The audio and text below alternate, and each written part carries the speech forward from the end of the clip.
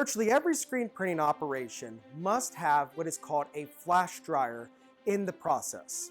Now, a flash dryer is used to not cure the ink onto the product, but instead dry it to the touch so that then another color or the same color can then be printed over it without any bleeding into one another. So one of the most common colors that is printed is white. So a common way to print white would be to first print the layer of white, and that first pass of white is typically not going to be opaque enough on its own. So what is not uncommon is then to flash that white using a flash dryer, also known as a flash unit, and that after flashing, essentially semi-drying the ink to the touch, we then can lay another coat of white over it, and it will print a really nice finished color. Now, if you really think about it, flashing is a lot like if we're going to paint a wall. If you're going to paint a wall, you often have to prime it, and our priming in apparel printing is a white underbase. And before you can then print an actual color over the primer, you've got to let the primer dry. Well, when we're printing shirts, we can't afford to just let something air dry and take forever, and that is why we use our flash dryer to essentially dry our primer, our white underbase, and then print the other colors. Now, when it comes to flash dryers, they range in price, and you really get what you pay for. A flash dryer at its core is really just a simple heating element with a bunch of coils running back and forth that is giving off heat over the bottom platen of the press. So on an automatic press, the heads are stationary and the platens move in a circular motion if it is a carousel press, the most common type of auto and manual press. Now, again, on an automatic, the flash actually takes the space of a print head itself.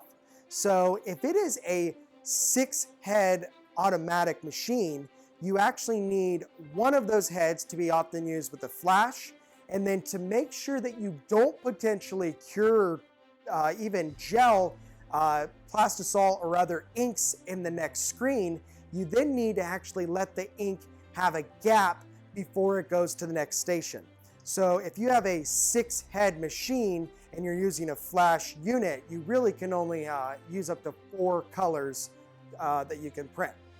So always keep in mind when you're purchasing a press, keep in mind if you're gonna need to be flashing, and more stations allows for more flexibility and more colors to be printed.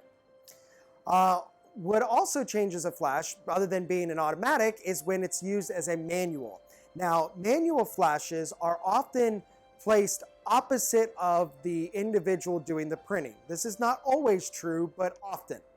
The reason is the person, while they're doing the actual stroke and printing of the ink, the actual other platen on the other side of the press is getting gelled or semi-dried with the flash unit over it.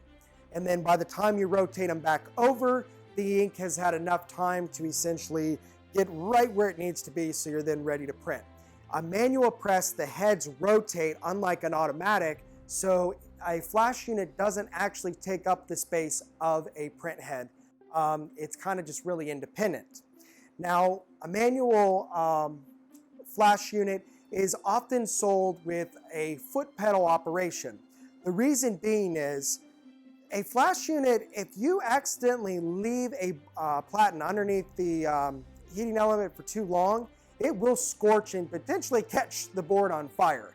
So now that is not the case if you're using an aluminum board. Now those are aluminum platens and those are more expensive, but really nice in that sense. So to kind of prevent that, you often can use the foot pedal, and it can swing the actual flash unit away from the platen and not allow it to over cure or heat the platen itself or garment.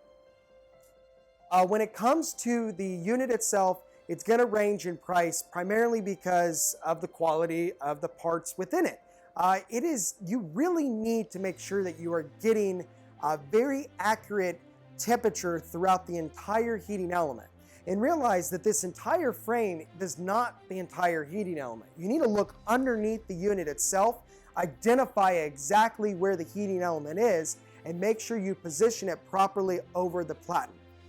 Other than the actual consistency and the heat, realize that they come again in a variety of different sizes. You do not want to be fighting the size of your flash unit because it is not big enough for your print area. You want at least around a half an inch to an inch of extra gap around the print area where the flash can be. You do not want to be right on the edge because then the ink will not gel or essentially dry to the touch as it should.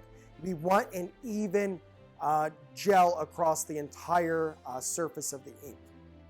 If you have any questions on how to select the perfect flash unit for your print shop, please do not hesitate contacting us. Thank you.